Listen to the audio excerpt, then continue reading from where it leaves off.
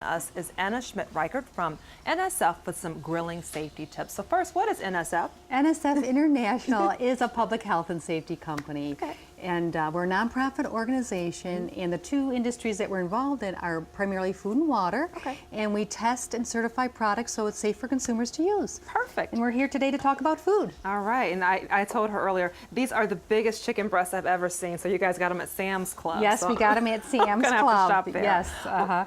And what we wanted to talk about is a little bit Q is how to defrost safely. Okay. So a lot of us may think it's okay to put, chicken breasts on the counter, let them defrost just to room temperature. It's not a good idea. Okay. We suggest that you put it in a shallow baking dish, put it inside the refrigerator, lowest level, so none of those juices drip on anything. Right.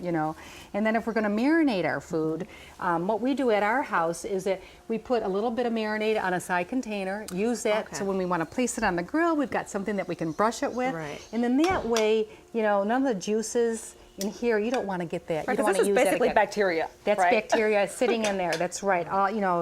There could be contamination there, and you don't want to get any foodborne illness from that. Right. Now, back to defrosting for a moment. What do you think about putting things, a lot of people put their chicken breasts or their meat in a plastic bag and they put it in water. Yep. What do you think about that? You can do that as long as you're attentive to it. It should be a stream of running water with it. You don't want it just to sit because, if things are between 140, below 140 and 40 degrees, that's when bacteria grows. Okay, so that's a wide range. Yeah, Okay. yeah, and that's when it's really important to use like a certified thermometer. A thermometer is really good to have in the kitchen just overall. And the reason for that is, you don't want to have to overcook your food. You're afraid, you're going to get something from it. But you know what? You can use this, put it in that beef patty back there. Okay. Make sure it's at 160 degrees, and then it's okay to serve, and it still tastes good. All right. It's not all dried out. So 160 for beef. What about 160. chicken and poultry, though? Well, we've got that whole right in here. Got a little chart there? Yes, we have All a whole right. chart here, which gives everybody the grilling temperatures there.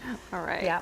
Cutting board safety now. This is huge. This is real. I think these are really neat. We found these at the store, and they're color coded. And you and I were talking about that a little bit before. But green for vegetables, and then you've got your meat, which is red, and then poultry, and then fish. And then if other people are helping you in the kitchen too, you were saying that your husband's a big cook. Each of you know what is on which board. No cross contamination there, so no foodborne illness. And then we also suggest make sure that you're washing your hands in between each step. Very important. Okay. And then if you're having kids help you out in the kitchen, we have a little website kids can go to, scrubclub.org.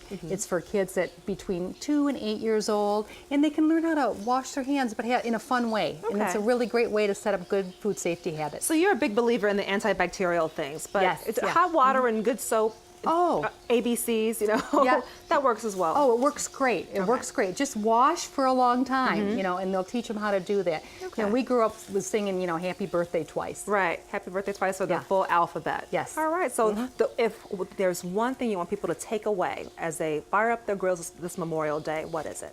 Wash your hands. Wash your hands, and then go to nsf.org for some additional tips if they're going to be traveling out of town, for food safety tips for traveling or bagging lunches or picnicking. Okay, and thank you for firing up the grill for us, because we can't wait to dig in. Yeah. Thank you so very much for all the tips too, and the food. And for more information and grilling tips, just head to our website,